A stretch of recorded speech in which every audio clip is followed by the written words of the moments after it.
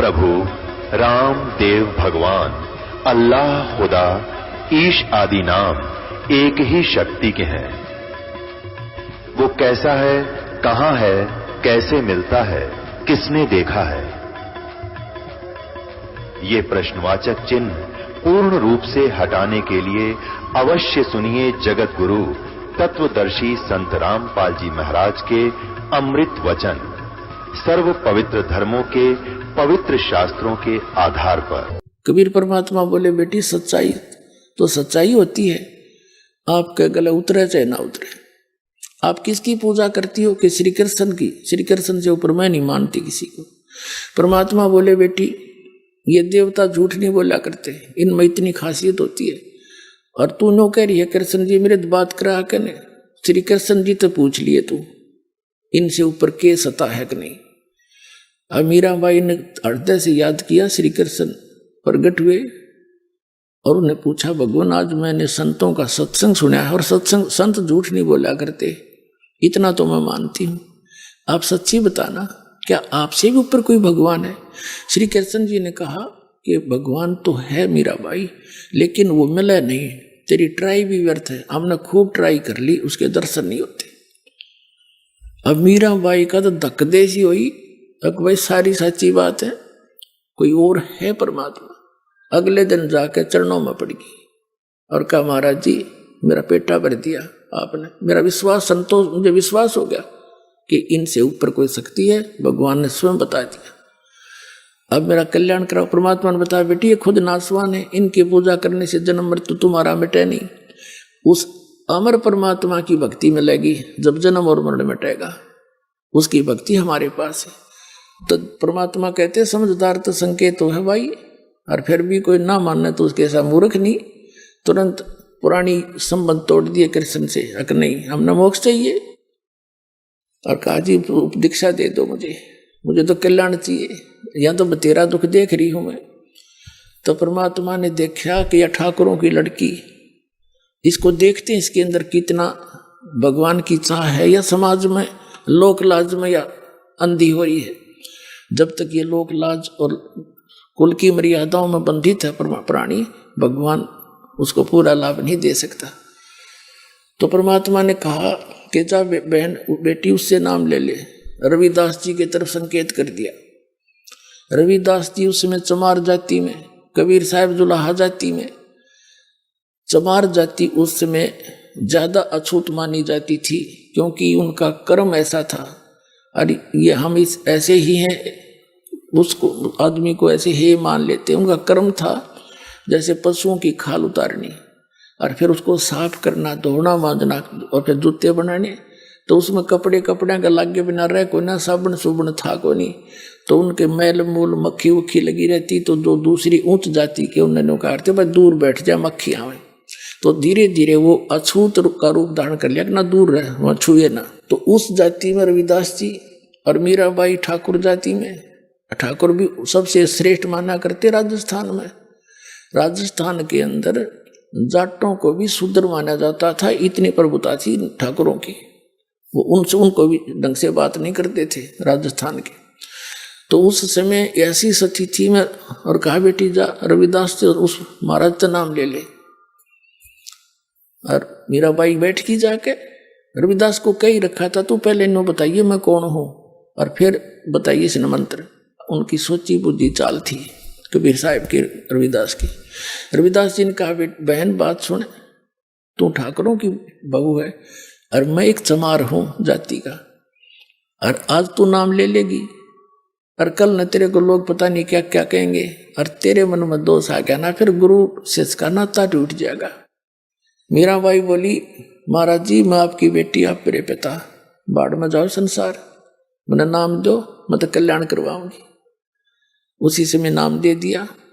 अब पहले तो वह मंदिर में जाती थी दिन में, परमात्मा फिर रात को भी सत्संग करते थे, क्योंकि सभी काम दिन में कर लें, रात में मजदूर लोग सत्संग सुन लें।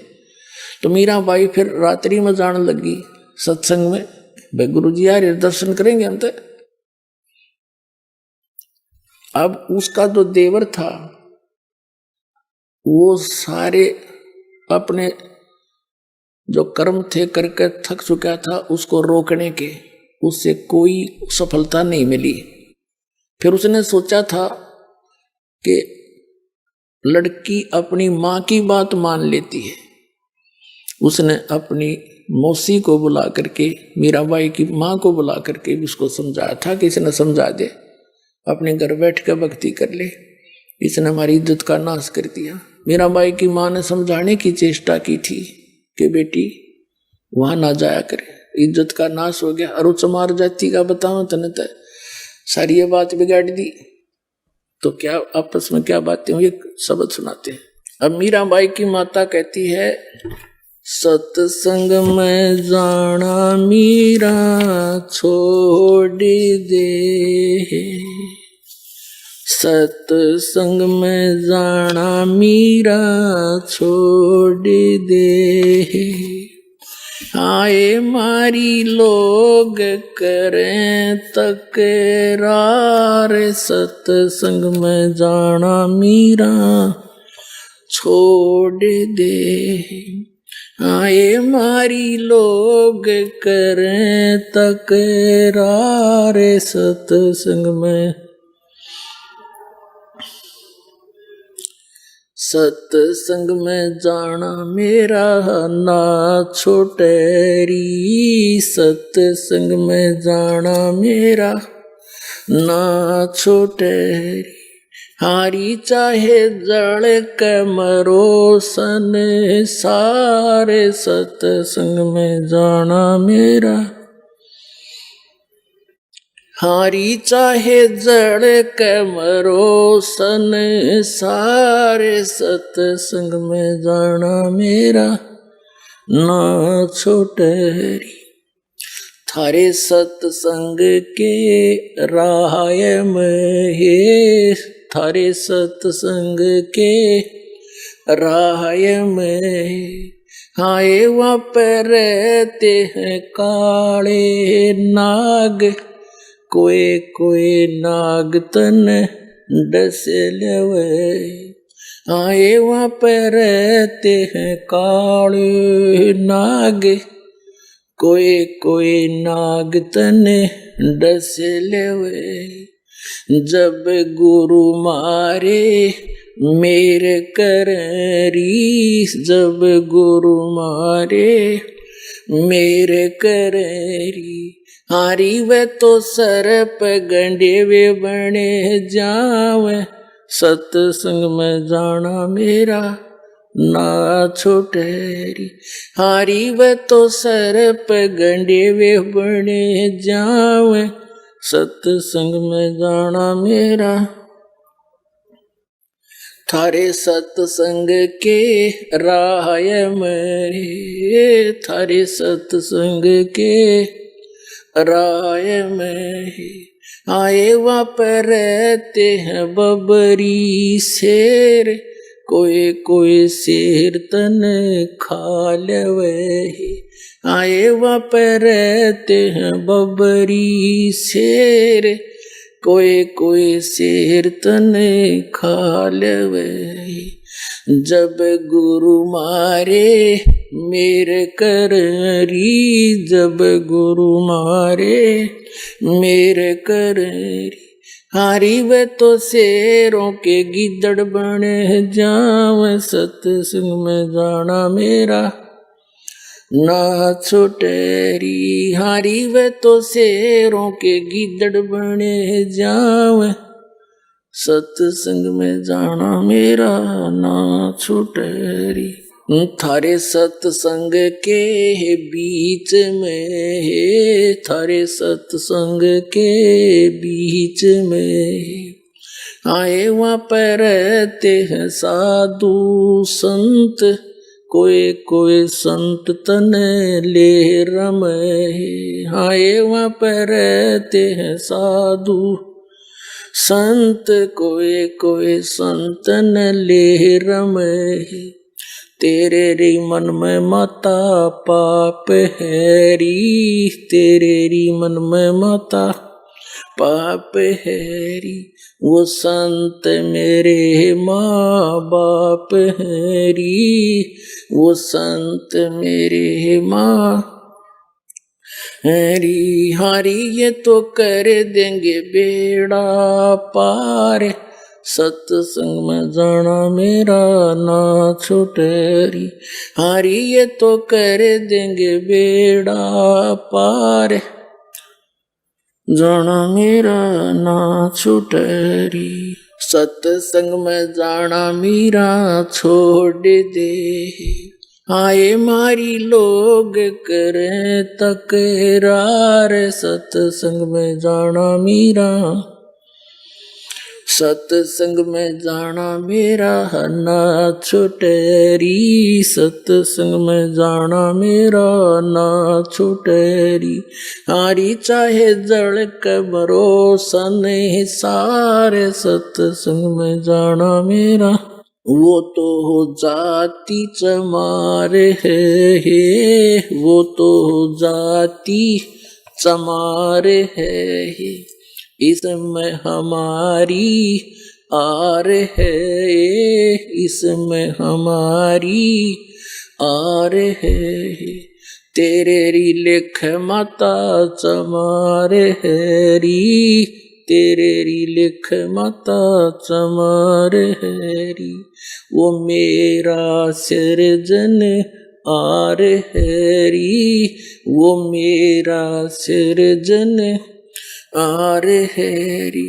आरी वो तो मीरा के गुरु रविदास, सत्संग में जाना मेरा ना छुटेरी। हारी वे तो मीरा के गुरु रविदास, सत्संग में जाना मेरा ना छुटेरी। सत साहिब। अपने आत्माओं, वैसे तो मीराबाई जी का और भी आगे बहुत बड़ा कथन है, क्योंकि आप जी ने अभी इनकम्प्लीट स्टोरी सुन रखी है सारी ही सारी। आगे क्या हुआ, मीराबाई जी को बहुत तंग किया करते थे। मीराबाई ने सोचा ये रोज दुखी रखे, ज्ञान ऐसा मिल गया है, अपनी भक्ति कहीं और कर लूंगी, परमात्मा साथ रहेगा, गुरु जी ने कह रखे। तो मीराबाई घर त्याग कर चल पड़ी। आगे जाकर क्या देखा, एक साधु था, संत, और वो नकली डुप्लीकेट संत था, ड्रामा करता था, कैसे गुफा में रहता था। और वहां उसके लिए एक प्रसिद्ध था कि भाई वो संत औरत के दर्शन नहीं करता। मीराबाई गई, वहां कुछ भक्त बैठे थे गुफा में, शाम के समय आता था, उसने कोई समय फिक्स कर रखा था अपने दर्शन देने का। तो उन्होंने पूछा मीराबाई से कि कैसे बैठे हो भक्तों। उन्होंने बताया बहन ऐसे ऐसे एक संत है, उसके दर्शन करेंगे। वो बोली मैं भी दर्शन करूंगी। मीराबाई से उन्होंने कहा कि नहीं, वो औरतों को दर्शन नहीं देता, पुरुष पुरुषों को देता है। मीराबाई बोली कि मैंने तो सुना है पुरुष एक ही है और सब उसकी पत्नी है, वो एक ही पीव है, सबका एक मालिक है, क्योंकि परमात्मा का ज्ञान ऐसा है। ये तो बच्चा रहा दे नकलियानत है। तीनों बोली भाई मैं तो दर्शन करके जाएंगी, जब दूसरा भगवान आड़े बैठे थे। पुरुष अगर यही है तो फिर मैंने धक्के खाने की क्या जरूरत है।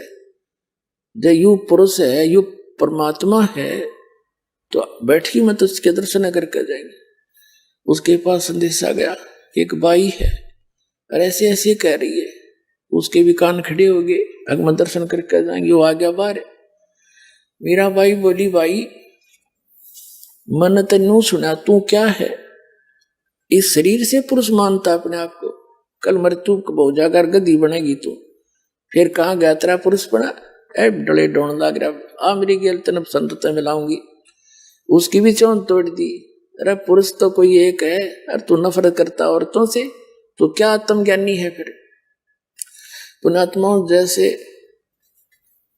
पहले सांग हुआ करते गांव में, पुरुष ही स्त्री का रोल करके राजा रानी बना करते थे और डांस डूंस करते थे।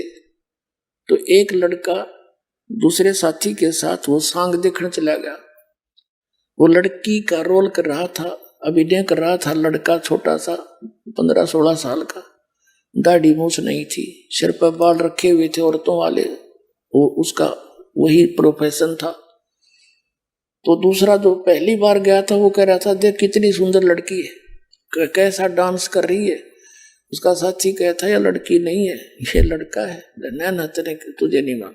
उनका स्वांग समाप्त हो लिया। अपने जहां वो डेरे में डटे हुए थे वहां गए। उसने उतार कर अपने आर्टिफिशियल सारे पार्ट रख दिए एक तरफ, और कच्चे कच्चे में खड़े बाल बाल ऊपर थे। तब उसका समझ में आ गई सच में जो तो भाई लड़का ही था, लड़की नहीं थी। अगले दिन जब उसने सांग सुना उसमें लड़की नहीं दिखी, उसने लड़का दिखा था। परमात्मा कहते हैं आत्म ज्ञान विहीन नकलियों ने औरत और पुरुष मंत्र मानते हैं। यू तो ऊपर एक स्वांग है स्त्री और पुरुष का, ये कपड़े उतरेंगे जब एक ही तत्व है दोनों का। तो क्या कहा तू पुरुष है, तो उस डले डोए था उसकी भी चौन तोड़ी। फिर वृंदावन में जाकर रहने लगी। वहां पहुंचे परमात्मा कबीर जी अन्य रूप बना के, क्योंकि ये परम पिता हमारे हैं। अब वहां से निकाली और फिर परमात्मा ने क्योंकि प्रथम मंत्र दिया, ये जो आपको देते हैं वह खुश होगी कि मंत्र तो वही मिलते जुलते हैं जो हमें चाहिए थे। वो आसानी से ग्रहण किया उसने।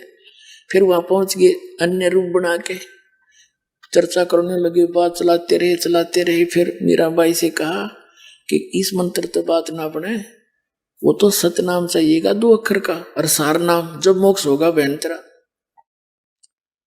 फिर उसका समस्या आ गई, गुरु नहीं बदला करते। परमात्मा बोले देखो जो उस संत ने नाम दे रखा है वो बिल्कुल ठीक है, लेकिन वो प्राइमरी क्लास तक का है।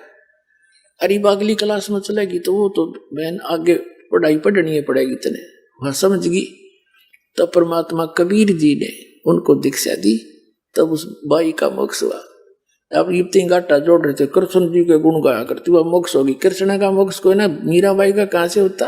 अब उस बहन ने, उस विधवा बहन को भगतनी ने बताया कि बहन दुनिया की नहीं मान्या करते, यदि मीराबाई लोक लाज करती आज गदी बनी अंडो कुतिया बनती, और सब कुछ तोड़ कर बंधन भगवान की भक्ति करगी, दुनिया गुण गाओ से बहन काज। और देख ले तू सोच ले, यह बात उस विधवा बहन के समझ में आएगी। भैया समाज तो वो भी ना जीने देता, यार तेरे भी बकवाद कर रहे हैं चाचे ताऊ इसके छोरे के।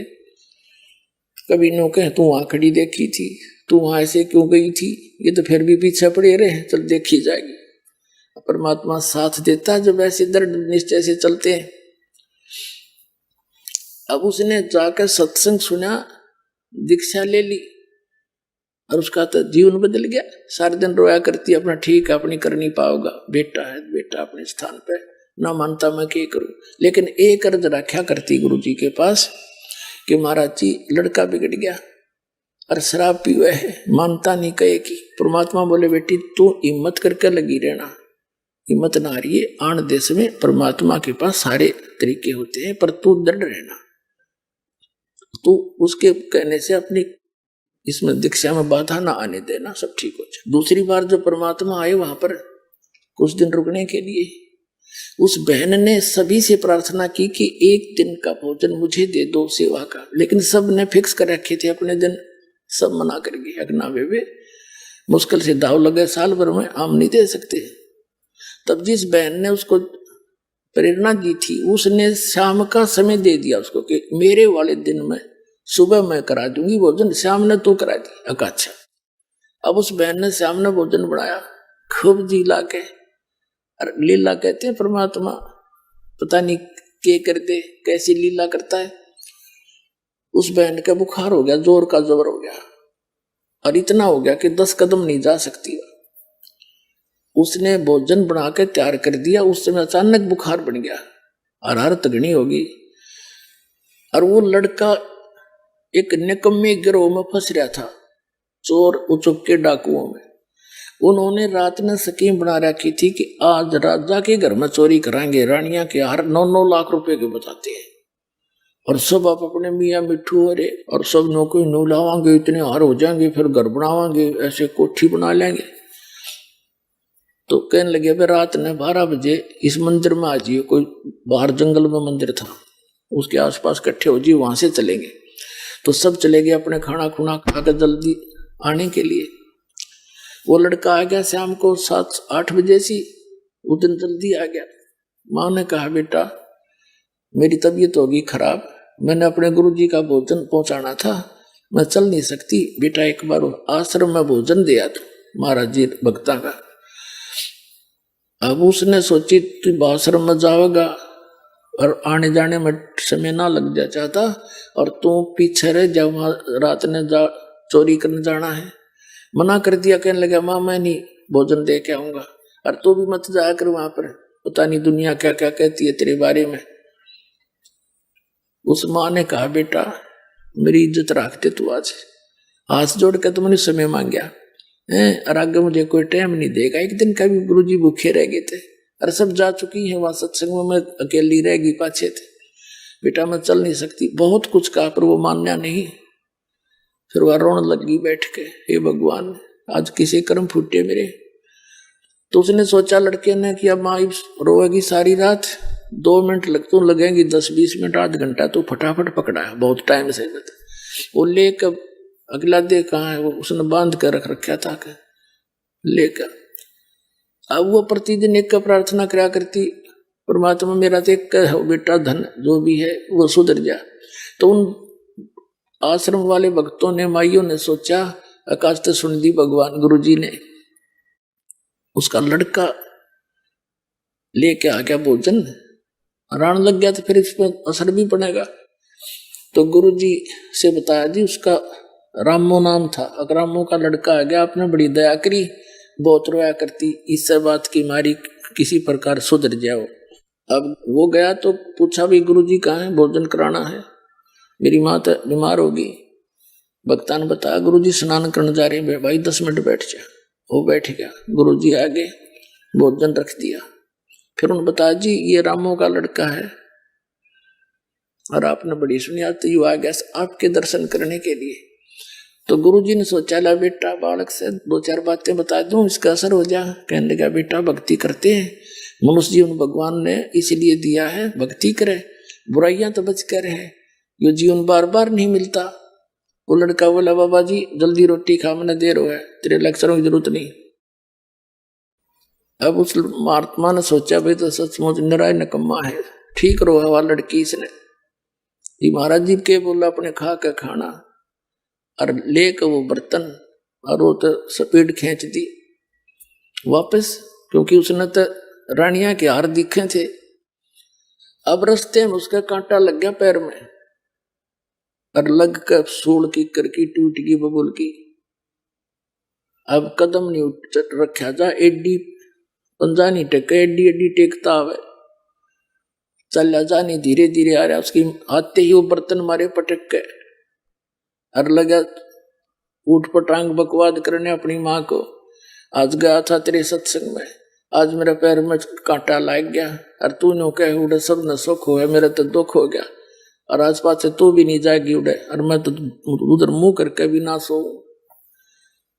क्योंकि उसने तो फिर नो हो गया कि तू जा नहीं सकता, भागना पड़े तो भाग नहीं सकता, चोरी कराएंगे तो सारे सांग करने पड़ेंगे। तो घना दुख मान रहा इस बात का।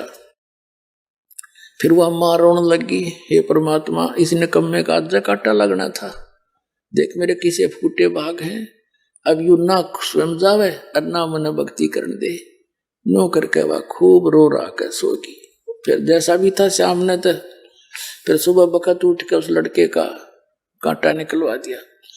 उधर से उन बच्चों ने, उसके साथियों ने थोड़ी देर इंतजार किया, फिर वो सोचा भी चलना है तो ना हम करते चोरी। वो चोरी करने चले गए राजा के घर पे। अब राजा का घर कोई ऐसा सुनना है जाते चोरी कर लेंगे, पकड़ लिए।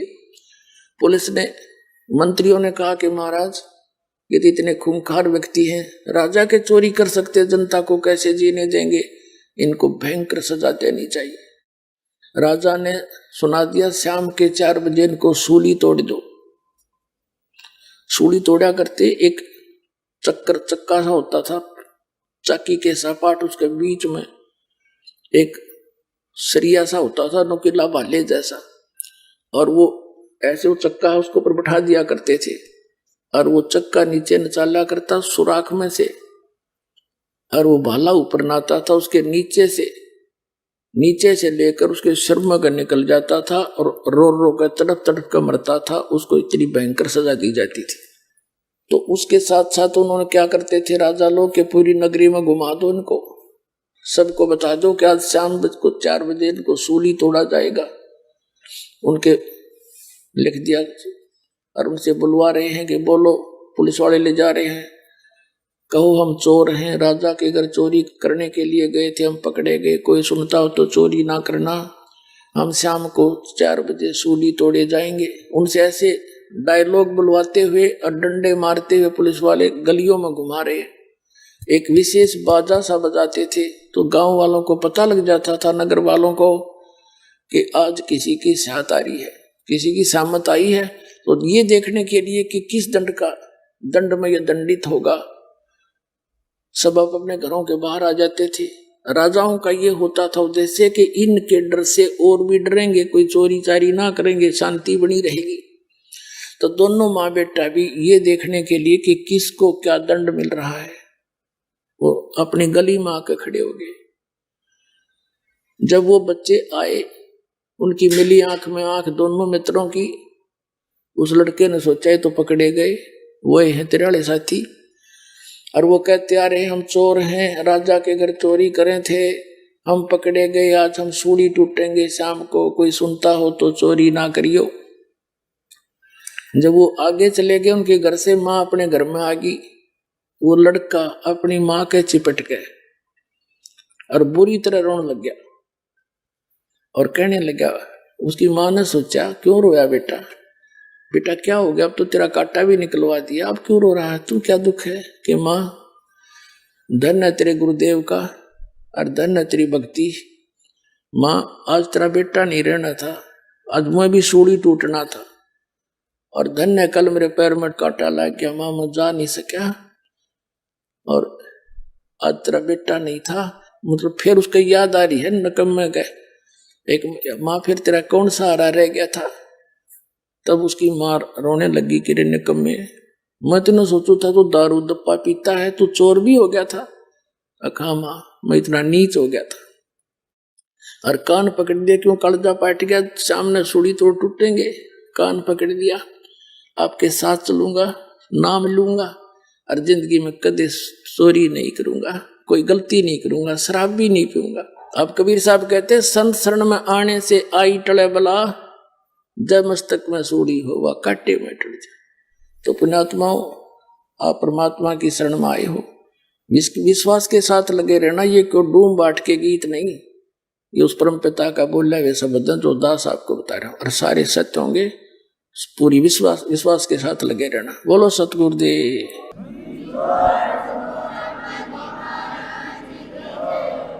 पुण्यात्माओं, आपका बहुत बड़ा सौभाग्य है, आप जी को परमात्मा का वो यथार्थ मार्ग मिल गया,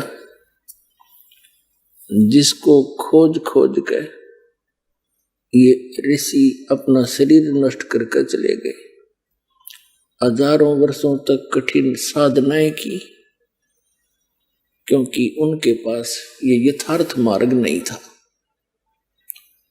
गीता जी अध्याय नंबर 16 के श्लोक नंबर 23 और 24 में कहा है कि शास्त्र विधि को त्याग कर जो मनमाना आचरण करते हैं उनको न तो सुख होता है, न उनको सिद्धि प्राप्त होती है, और न ही उनकी गति होती है।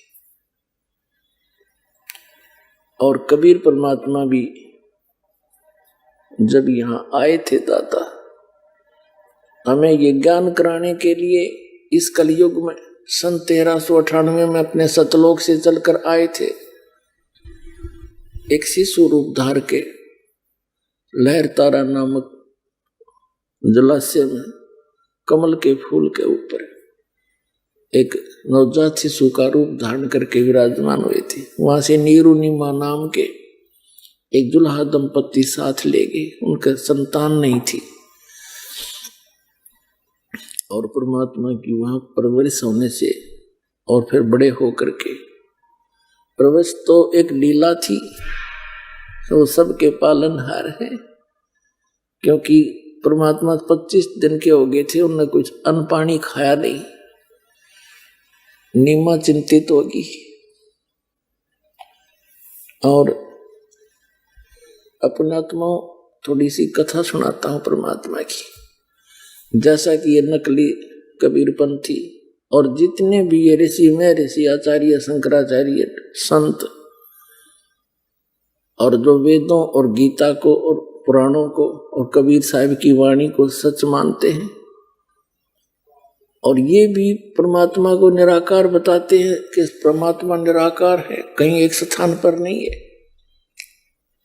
और ये कबीरपंथी इतना कहते हैं कि सतलोक है, राधा स्वामी धन धन सतगुरु सच्चा सौदा सरसा जय गुरुदेव, ये भी सब परमात्मा का ऊपर चेतन प्रकाश बताते हैं, प्रकाश का समुद्र।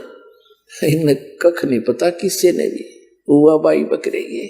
अभी तो आप जी ने देखा यथार्थ प्रमाण पवित्र कबीर सागर में इस आध्यात्मिक ज्ञान चर्चा के माध्यम से ये संत क्या बताते हैं, इनका क्या अपनी सोच है। ये कबीर साहब की वाणी नहीं समझ में आई, उसमें स्पष्ट लिखा है कि परमात्मा वहां एक गुम्मट के अंदर बहुत बड़े गुम्बद में और सिंहासन के ऊपर राजा के समान विराजमान, उसके सिर पे मुकुट है, छत्र है और वहां से सब ब्रह्मांडों का संचालन करता है। वहां सफेद पृथ्वी है, सफेद वृक्ष है, जैसे यहां हरे हैं वहां सफेद है, और दूधों की नदी झरने बहे, हीरे पर जैसे यहाँ पत्थर के पहाड़ हैं वहां हीरों के पहाड़ हैं, ऐसे मोतियों के पहाड़ हैं और झरने बह रहे हैं, सुंदर सदाबहार वृक्ष है। उसमें 3 पोर्शन है जैसा भी आपने सुना।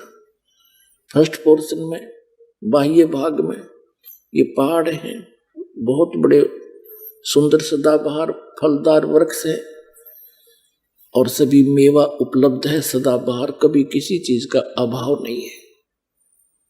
वहां का जल कैसा है, जैसे आपने यहाँ गंगा जल देखा है, ये कभी खराब नहीं होता। ये सतलोक से एक सैंपल भेज रखा भगवान ने कि वहां ऐसे पदार्थ है। और फिर उसके बाद बहुत बड़ी सृष्टि है जिसमें नर और नारी ऐसे ही परिवार हैं, अलग अलग सबके मकान हैं, कोई राग द्वेष नहीं है, क्यों अभाव नहीं किसी चीज का। सबके आंगनों में फलदार वृक्ष, फलदार मेवा, काजू और अमृत सरोवर छोटे छोटे सबके भरे। जैसे हमारी एक वृत्ति है यहाँ मन की, जिसके पास 2 पैसे हो जाएंगे बड़ी सा कोठी बनावेगा, आगे पार्क बनावेगा, उसमें फिर झूले झाले लावेगा, फिर एक स्नान के लिए एक टैंक बनावेगा और फिर और भी घनी जगह है उसमें साग सब्जी के लिए और पपीते सपीते कुछ फल फ्रूट भी लगावेगा। तो ये तो एक डुप्लीकेट सा काम है। वहां एज इट इज हम देख कर आए थे, जिसको आज हम यहाँ चित्रार्थ करने की कुचेष्टा कर रहे हैं, वो है ही नहीं वो वस्तु। तो वहां आपके सभी प्राणियों के चिट्टी से लेकर हाथी तक जितने भी मानव हैं, आप सभी के वहां पर अलग अलग मकान खाली पड़े हैं जहां आप रहा करते थे। अब ये बात आपका समझ में ना आवे क्योंकि आपने ये ज्ञान कदे सुना ही नहीं, लेकिन ये कोई डूम बाट के गीत नहीं और कोई बकान वाली बात नहीं, क्योंकि वह कहता हम बतेरे रखे पहले अटपट करके। ये तो विद प्रूफ दास बता रहा है और परमात्मा ने आकर ये ज्ञान स्वयं यहाँ बताया है, वही आपके सामने दास उसको समझ कर समझा रहा है। तो वहां आपको वो सुख था जिसको आप यहां खोज रहे हो। कोई बुढ़ा होना नहीं चाहता,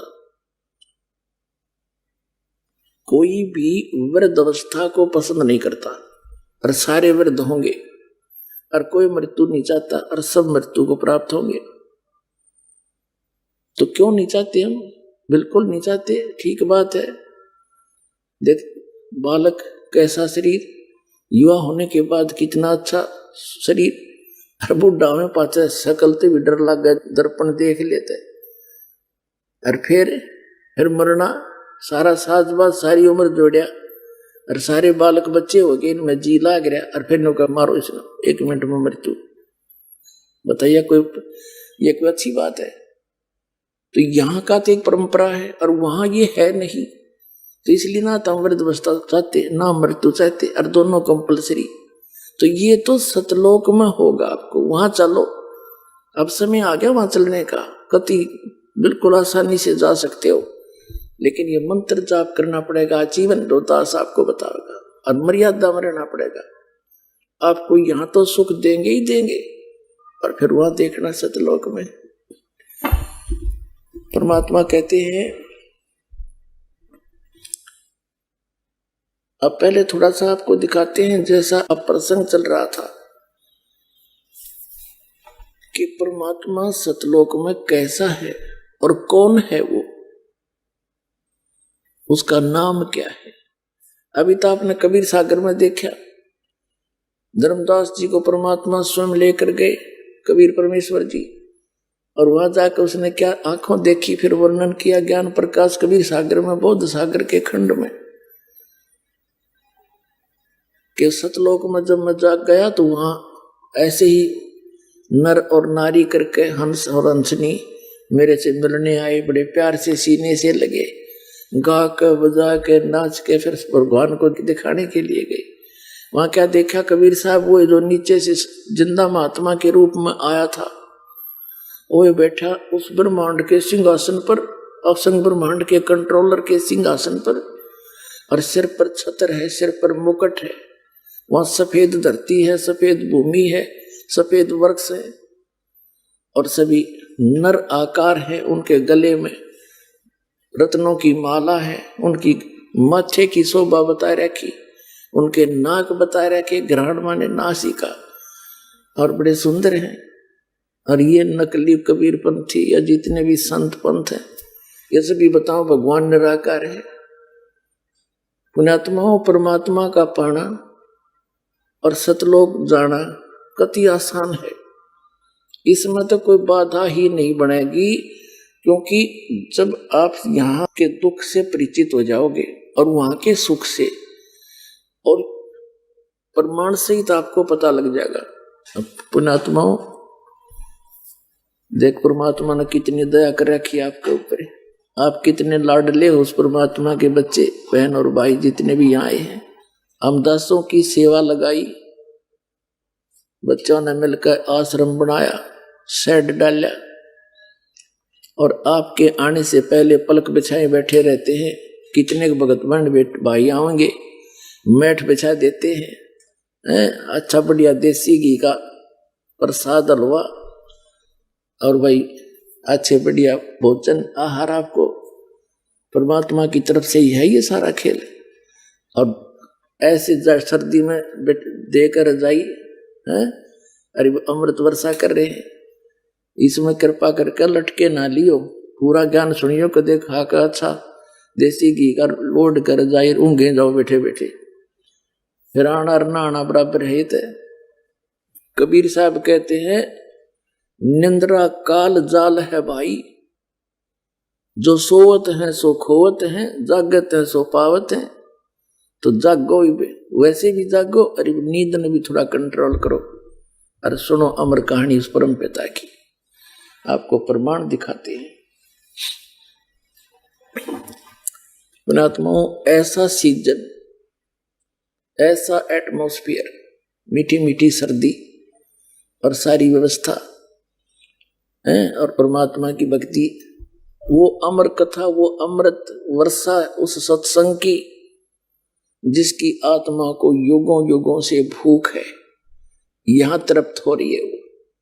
तो इस आत्मा ने सुआओ मत, जागृत रखो और सुनो उस परमात्मा की अमर कहानी। तो पुण्यात्माओं, परमात्मा का पाना शब्द आसान है, क्योंकि इसमें कुछ करना है को नहीं, नाम जाप करना बस, नाम चलते फिरते उठते बैठते मर्यादा में रहना है, और जैसा परमात्मा आपको वित्त दे उसमें से दान भी करना है, क्योंकि धर्म तो धसके नहीं धसके तीनों लोग, और खैरायत में खैर है कीजिए आत्म पोख। तो जो परमात्मा आपको लाभ देगा, उससे दान भी करना है, क्योंकि दान से ही लाभ जो धन मिलता है। कबीर साहब कहते हैं चढ़ी चौंच भर ले गई और नदी ना घट्यो नीर, दान दिए धन घटे नहीं, कह रहे साहिब कबीर। तो इस प्रकार इस तरह से परमात्मा का पाना कति आसान है। अब थोड़ी सी इस मौसम ठीक है, थोड़ा सा समय अधिक लेंगे, क्योंकि ये अमृत वर्षा, ये ज्ञान और यो भगवान कदे कानों नहीं सुना था। और आज परमात्मा अपने बच्चों को बैठा बैठा के प्यारते हैं और फिर ये अमृत के प्याले पिला रहा है सच्चे ज्ञान के। और उस सच्चे भगवान की कथा, सत्यनारायण कथा, इसके कबीर साहब का नाम लेने पाप कटे, नाम लेने आत्मा चार्ज होती है। और यहाँ तो सारा दिन उस परमात्मा का की ही चर्चा चलती है। आपस में आप भी बैठते हो। यहाँ आप जी को इसलिए बुलाया जाता है कि जैसे पुराने भक्त भी होते हैं जिन्हें 10-10, 15-15 वर्ष हो गए नाम लिए ने, कुछ 2-4 वर्ष के भी हैं और बिल्कुल नए भी आए हैं पुण्यात्मा पर भगवान के बच्चे। तो पुराणों के साथ आपका आपस में डिस्कस होता है। सत्संग के बाद आप चर्चा करते हो, नए भक्तों का विश्वास दृढ़ होता है कि सचमुच यहाँ ऐसे ऐसे इनको लाभ हुए हैं, ऐसे ऐसे रोग कटे हैं, ऐसे निर्धन व्यक्तियों का आज गाड़ियां चल रही हैं। तो फिर इससे और दिल डटेगा और ऊपर से ये दास ज्ञान आपको दे रहा है, इसमें स्पष्ट हो जाएगा। तो ये सारा कुछ मिला कर इसलिए परमात्मा ने ये आश्रमों की व्यवस्था बनाई है कि यहाँ बैठकर परमात्मा के बच्चे उस मालिक के यथार्थ ज्ञान को और उस भगवान को समझ सके। पुण्यात्माओं, परमात्मा कैसा है और कहाँ प्रमाण है? हमारे वो सदग्रंथ जिनको प्रत्येक धर्म शिरोधार्य मानता है, उसमें सिद्ध करता है दास एक 20 मिनट के अंदर। सबसे पहले पवित्र बाइबल आपको दिखाते हैं। पवित्र बाइबल पवित्र ईसाई धर्म का एक आदरणीय और मान्य सदग्रंथ है। और ईसाई धर्म के व्यक्तियों से आप पूछिएगा कि परमात्मा निराकार है या साकार, तो वो कहते हैं गॉड इज फॉर्मलेस, परमात्मा निराकार है। तुमने क्या समझा पवित्र बाइबल को? खाक जाना? क्या पवित्र बाइबल झूठा है फिर? तो कहने का भाव ये है, जो वर्तमान में जितने भी हमारे गुरु जिस भी धर्म के हैं, वो उन महापुरुषों की वाणी से परिचित नहीं है जिनके ऊपर हम आधारित है। और इसलिए अभी बिजली गिरी पड़ी है। हम भिन्न भिन्न हो गए सारे, कितने धर्म बना दिए, बात वहीं की वहीं खड़ी है। किसी का विकार छूट रहा ना, सबको बीड़ी पी रहा है, कोई मांस खा रहा है, कोई शराब पी रहा है, कोई चोरी मिलावट कर रहा है, कोई रिश्वत ले रहा है। ये काम करने के हैं। इस आत्मा ने मलिन करना लाग रहे, दोनों पापों से सान रहे हो, इसे तो निर्मल करना था। और भगवान फिर आपको लाभ देगा, उस पर वो सुख होगा सही जो भगवान की तरफ से मिलेगा। और फिर अब दिखाते हैं आपको परमात्मा कैसा है पवित्र बाइबल में। ये देखिएगा, ये है पवित्र बाइबल।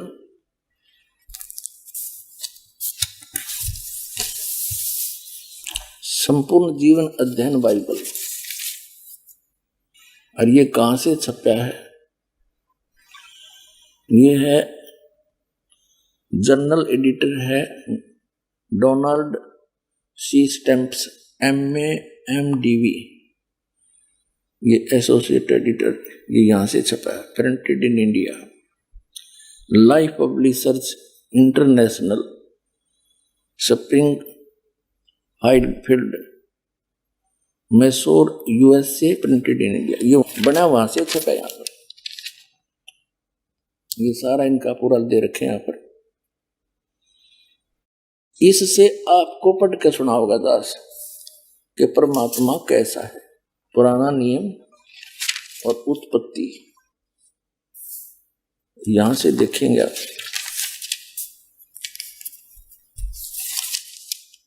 ये देखिएगा, यह उत्पत्ति यानी जेनेसिस, उत्पत्ति 1 अध्याय है कोई 1, आरंभ यहां से होता है। आदि में परमेश्वर ने आकाश और पृथ्वी की सृष्टि की। पृथ्वी बेडौल और सुनसान पड़ी थी और गहरे जल के ऊपर अंधियारा था तथा परमेश्वर का आत्मा जल के ऊपर मंडराता था। ये फिर परमात्मा ने उजियाला किया। परमेश्वर ने कहा उजियाला हो जा, उजियाला हो गया। परमेश्वर उजाले को देखा, अच्छा लग गया। तो इस प्रकार ये पहला दिन हो गया। ठीक है, हम अपने मतलब का पढ़ाएंगे। फिर दूसरा दिन हो गया। दूसरे दिन में दो संरचना करी, सांझ हुई, फिर भोर हुई। ये तीसरा दिन हो गया। इसमें कुछ और फलदायी वृक्ष जिनके बीज एक एक करके अनुसार ने बनाए। ठीक है, अच्छा फिर यहां देखेंगे ये फिर और कुछ ज्योतियां आकाश मांतर पृथ्वी पर प्रकाश देने वाली भी ठहरे और वैसा ही हो गया। ऐसे ऐसे किया, ज्योतियां बनाई तो सांझ हुई, फिर भोर हुआ। इस प्रकार चौथा दिन हो गया। अब हम यहाँ आ जाएंगे पांचवा दिन। ये प्रश्न नंबर ये 4 पर पढ़ा हमने उत्पत्ति ग्रंथ के, और अब हम 5 पर आ जाते हैं। यहाँ फिर और कुछ बनाया सृष्टि, उन सब जीवित प्राणियों की भी सृष्टि की जो चलते फिरते हैं, इन पर जल बहुत ही भर गया है। एक एक जाति के उड़ने वाले पक्षियों की भी सृष्टि की। परमेश्वर ने देखा, अच्छा लगा तथा सांझ हुई, फिर भोर हुआ। इस प्रकार ये 5वां दिन हो गया। ठीक है, अब यहाँ देखे छठे दिन, ये 26 नंबर इनकी श्लोक है। फिर परमेश्वर ने कहा, हम मनुष्य को अपने स्वरूप के अनुसार अपनी समानता में बनाए। है हाँ, फिर परमेश्वर ने कहा कि हम मनुष्य को अपने स्वरूप के अनुसार अपनी समानता में बनाए, और वे समुद्र की मछलियों और आकाश के पक्षियों और घरेलू पशुओं और सारी पृथ्वी पर और सब रेंगने वाले जंतुओं पर जो पृथ्वी पर रेंगते हैं अधिकार रखे। ठीक, उनसे समझदार हो ऐसा बनाऊंगा। मनुष्य ने अपने जैसा बनाऊंगा। तब परमेश्वर ने मनुष्य को अपने स्वरूप के अनुसार उत्पन्न किया, यानी अपने जैसी शकल का, अपने जैसा शरीर, अपने जैसी सूरत बनाई। तब परमेश्वर ने मनुष्य को अपने स्वरूप के अनुसार उत्पन्न किया। अपने स्वरूप के अनुसार परमेश्वर ने उसको उत्पन्न किया, नर और नारी करके उसने मनुष्यों की सृष्टि की। पूछिए ईसाइयों ने क्या समझा न अपने पवित्र बाइबल को? निराकार है इसमें परमात्मा, फॉर्मलेस है, स्पष्ट कह रखे, बालक भी समझ जाए इसने। ये भगवान बता कहां सोया पड़ा ये मानो, अपने सदग्रंथों को ना समझ कर दंत कथा बैठ के बैठे सारे। ये देखिए फिर और कमाल कर रखा परमात्मा ने कि परमेश्वर ने उनको आशीष दी और उनसे कहा फूलो और फलो, पृथ्वी पर भर जाओ और उसको अपने वश में कर लो, और समुद्र की मछलियों तथा आकाश के पक्षियों और पृथ्वी पर रेंगने वाले सब जंतुओं पर अधिकार रखो। मनुष्य को कहा, ये खाने के लिए नहीं कहा, आगे देखो। फिर परमेश्वर ने मनुष्यों से कहा, उनसे कहा, मनुष्यों की चल रही है कहानी सुनो, जितने बीज वाले छोटे छोटे पेड़ सारी पृथ्वी के ऊपर हैं और जितने वृक्षों में बीज वाले फल होते हैं वे सब मैंने तुमको दिए हैं, वे तुम्हारे भोजन के लिए। अपने आत्मा ये ईसाई खाओ मांस सारा दिन, इसमें है कि तो मांस खाने का परमात्मा का आदेश। परमात्मा ने फाइनल कर दिया, परमेश्वर ने जिसने सारी सृष्टि रची। देखो परमेश्वर ने उनसे कहा, सुनो, जितने बीज वाले छोटे छोटे पेड़ और सारी पृथ्वी के ऊपर जितने वृक्षों में बीज वाले फल होते हैं वे सब मैंने तुमको दिए हैं, वे तुम्हारे भोजन के लिए। हो गया सब छोटे छोटे बीज वाले, गेहूं, चने, बाजरा, ज्वार, ये सारे काजू, किस्मत, सेब, संतरे, ये फल और मेवा, कहते ओनली ये है तेरा खाना है, इसमें कितना मांस खाने का। अपने आत्माओं अब ये इनके भोजन का हो गया। आगे परमात्मा ने अन्य प्राणियों को भी मांस का आदेश नहीं दिया, शेर वगैरह को भी। ये भी पहले इनके ऐसे पंजे दे रखे हैं जैसे समुद्र में भी इतना गजब का घास उगता है। पहले मछली और जितने भी जीव जंतु थे उस घास को खाते थे, वो इतना टेस्टी होता था। और शेर भी इतने पंजे उनको ये दांत दिए हैं। पेड़ों के अंदर इतना गजब का कई ऐसे पेड़ होते हैं जिनमें से दूध सा निकलता है, और ये शेर उसने पाड़ के और उसमें दूध पिया करते सारे। फिर धीरे धीरे इनकी वृत्ति बदल गई, वो पेड़ खत्म हो गए, फिर ये पशु पक्षियां खाने लगे। ऐसे ही मनुष्य मांस नहीं खाते थे, अरे धीरे धीरे आग लगी मांस बिना की तो शायद ही कोई अक्षेत्र अछूता रहा हो। तो इस प्रकार ये सारी बात न्यों बिगड़ी है बगैर ज्ञान के, और फिर से हम समझेंगे बुराई छूट जाएगी। देखिए यहाँ क्या कहा है, 5 पृष्ठ पर 30 नंबर पढ़ रहे, 29 तक हमने पढ़ लिया। और जितने पृथ्वी के पशु और आकाश के पक्षी और पृथ्वी पर रेंगने वाले जंतु हैं, जिनमें जीवन के प्राण हैं, उन सब के खाने के लिए मैंने सब हरे हरे छोटे पेड़ हैं।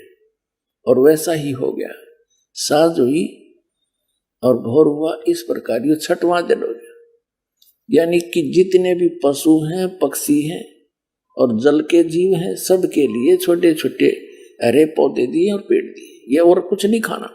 आगे देखो, ये 6वां दिन हो गया, अब 7वां दिन।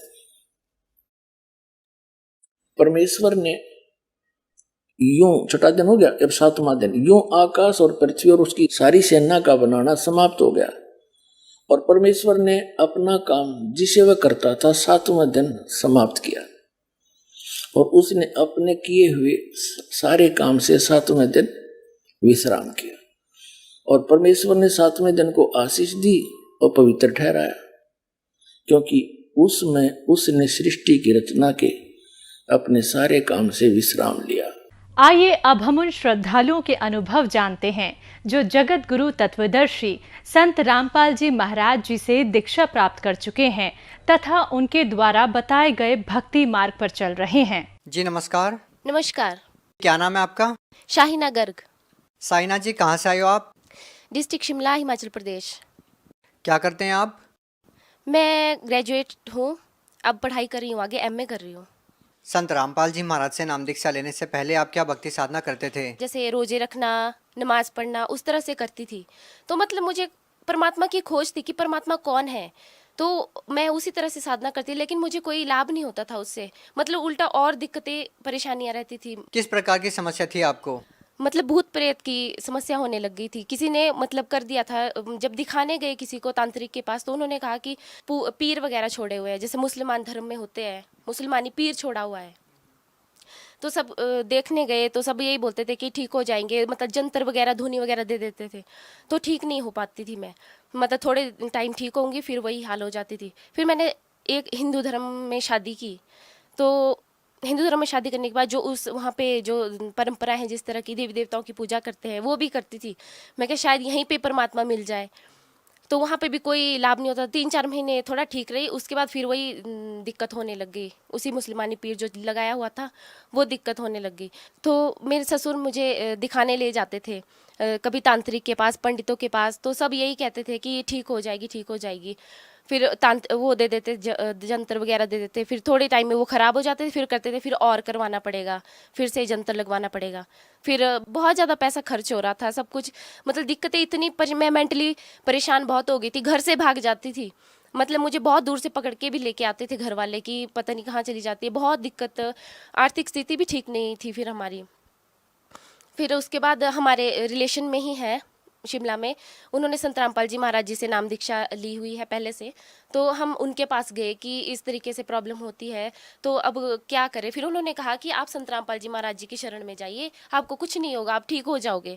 फिर हमें कुछ अजीब सा लगा कि नहीं, ये ऐसा नहीं हो सकता, जैसे हम अब अपने तरीके से करते थे साधनाएं, तो हमें कुछ ठीक नहीं लगता था।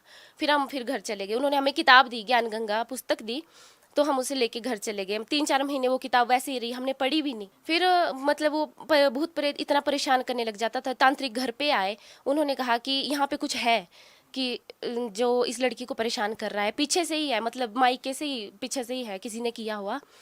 तो हमने वो पुस्तक भी नहीं पढ़ी थी। मतलब जब बहुत ही ज़्यादा दिक्कत होने लगी, फिर मैंने अपने हस्बैंड को कहा कि कुछ तो इस किताब में होगा, कि हम देख तो ले एक बार। फिर हमने उसको पढ़ा, फिर पढ़ने के बाद फिर हम इतना नहीं, मतलब कि नहीं ऐसा हो ही नहीं सकता, ऐसा कैसे हो सकता है। फिर अपने उन्हीं के रिलेशन में जो है उनके पास गए, जिन्होंने संत रामपाल जी महाराज जी से नाम दीक्षा ली है, उनके पास गए। फिर उन्होंने कहा बेटा आप ये सब कुछ छोड़ो, देवी देवता कुछ इससे आगे कर्म को नहीं काट सकते, वो उतना ही दे सकते हैं जितना हमारे कर्मों में लिखा है। फिर उन्होंने कहा कि, फिर उन्होंने बोला कि कर्म में जो लिखा है वही होगा। फिर हमने कहा कि ठीक है। जब बहुत ही दिक्कत होने लगी फिर हमने बोला कि एक बार जाके देखते आश्रम में, बरवाला आश्रम में। हमने जून 2014 में नाम दीक्षा ली गुरुजी से, संत रामपाल जी महाराज जी से। बहन जी, आपने बताया कि जब आपने संत रामपाल जी महाराज द्वारा लिखित पुस्तकें पढ़ी तो आपको बहुत अजीब लगा। ऐसा क्या लिखा था उस पुस्तक के अंदर? उसमें देवी देवताओं को, जैसे कि उनके अपने मूल मंत्र हैं, उनको ऐसे पूजा नहीं करना, जैसे धूप देते हैं हम या कहीं व्रत करते हैं, वो चीज़ उसमें सब कुछ मना थी। कि ऐसा कैसे हो सकता है, कि पंडित क्या हमें गलत बताते थे? तो फिर मैं क्या एक बार देखते हैं जाके, जब हम पंडितों का मान सकते हैं तो संत रामपाल जी की महाराज जी के शरण में जाके एक बार देखते हैं। आपको संत रामपाल जी महाराज जी से नाम दीक्षा लेने के बाद क्या कुछ लाभ भी मिला? बहुत लाभ मिले। मुझे तो बहुत ही लाभ मिले। मैं जब संत रामपाल जी महाराज जी की शरण में गई, वहाँ पे लाइन लगी होती है आशीर्वाद के लिए, आशीर्वाद देते हैं। तो उन्होंने जैसे आशीर्वाद दिया, सिर पे हाथ रखा, उन्होंने कहा ठीक, सब ठीक हो जाएगा। सिर्फ इतना ही कहा, सब ठीक हो जाएगा। जैसे ही संत रामपाल जी महाराज जी ने सिर पे हाथ रखा तो ऐसा लगा कि हमारे मन से पता नहीं कितना बड़ा बोझ उतर गया, पता नहीं कितना ही बोझ था हमारे सिर पे जो उतर गया। फिर मतलब सब कुछ ठीक हो गया हमारा। हम घर आए, हमने जोत जलाई, सब कुछ किया। फिर उसके बाद हमारा सब कुछ ठीक हो गया, मतलब कोई ऐसी दिक्कत वाली बात नहीं रही। मतलब जो मेरे को भूत प्रेत की बाधा थी वो भी चली गई। 3 सालों से हम दिखा रहे थे, कहीं भी ठीक नहीं हो रही थी वो भूत प्रेत की जो बाधा थी। पंडितों ने तो यहाँ तक ऐसा बोल दिया था कि इन दोनों की तो बनेगी नहीं, हस्बैंड वाइफ की बनेगी नहीं, इसको घर वापस भेज दो, ये जहाँ से ये आई है इसको वापस भेज दो। लेकिन हमने हार ही नहीं मानी। मेरे तलाक तक के पेपर रेडी हो गए थे, मेरे फादर ने तलाक के पेपर रेडी कर दिए थे कि 2 दिन बाद पेपर आ जाएंगे और आप तैयार रहना भी। पर हमने हार ही नहीं मानी। हम फिर संत रामपाल जी की शरण में चले गए। हमने कहा कि अब जब इतने के पास गए तो उनके पास जाके भी देखते हैं। तो हम आपसे जानना चाहते हैं कि संत रामपाल जी महाराज से नाम दीक्षा लेने के बाद आपका जो तलाक होना था, क्या वो हुआ? नहीं जी, आज हमारी शादी को 6 साल हो गए हैं। तो वो मतलब संत रामपाल जी महाराज जी की शरण में आने से वो बला ही टल गई सारी। और क्या क्या लाभ हुए? और हमारी आर्थिक स्थिति ठीक हो गई। मेरे हस्बैंड की जॉब नहीं होती थी, उनकी जॉब पहले पानीपत में लगी, कॉन्ट्रैक्ट पे लगे थे, 2-2.5 साल तक रहे। आज वो परमानेंट जॉब पे करनाल में लगे हैं। बहन जी, जैसा कि हम देखते हैं कि जो भी संत रामपाल जी महाराज जी से नाम दीक्षा लेता है उनकी सारी समस्याएं दूर हो जाती है, उनकी बीमारियां ठीक हो जाती है। क्या संत रामपाल जी महाराज जी कोई क्रियाक्रम करने के लिए बोलते हैं या कोई जड़ी बूटी देते हैं या कोई दवाई देते हैं? क्या कारण है? ना ही वो कोई जड़ी बूटी देते हैं, ना ही वो कोई झाड़ा लगाते हैं, वो कुछ नहीं करते। वो सिर्फ जो हमारे शास्त्रों में जो साधना लिखी गई है उसे वो सही तरीके से हमें बताते हैं कि हमारे शास्त्रों में ये लिखा है, आप सही साधना करिए। देवी देवताओं को पूजना नहीं है, वो आदर के योग्य है, उन्हें आदर देना है, उन्हें सम्मान करना है। उनके मूल मंत्र हैं जो हमारे गीता जी में लिखे हैं। लेकिन हमारे पंडित जो है वो शास्त्रों के विरुद्ध ही साधना करवा रहे हैं। उन्होंने अर्थों के अनर्थ कर रखे हैं। वो बिल्कुल भी मतलब ऐसे कि अनजान आदमी होता है, जैसे अनजान बच्चा होता है, उस तरह से वो काम कर रहे हैं। आप भगत समाज को क्या संदेश देना चाहते हैं? भगत समाज को यही संदेश देना चाहूंगी कि आप संत रामपाल जी महाराज जी की शरण में आइए, पूर्ण मोक्ष उन्हीं से मिलेगा। वही शास्त्रों के अनुसार सही साधना बता रहे हैं। बाकी तो ये भटकावा है जो पंडित लोग, जो ये तांत्रिक वगैरह, ये जो बड़ी बड़ी दाढ़ी वगैरह ये लगा के रखते हैं, इनसे कुछ नहीं मिलने वाला। इनको कुछ खुद भी इनको कोई भी ज्ञान नहीं है। हमारे शास्त्रों में जो लिखा है वो देवी देवताओं की पूजा करना बिल्कुल व्यर्थ है। उसमें बिल्कुल लिखा ही नहीं है। व्रत करना भी मना है कि व्रत भी नहीं करना है, फिर भी उन्हें कोई लाभ नहीं होता। जी धन्यवाद। धन्यवाद जी।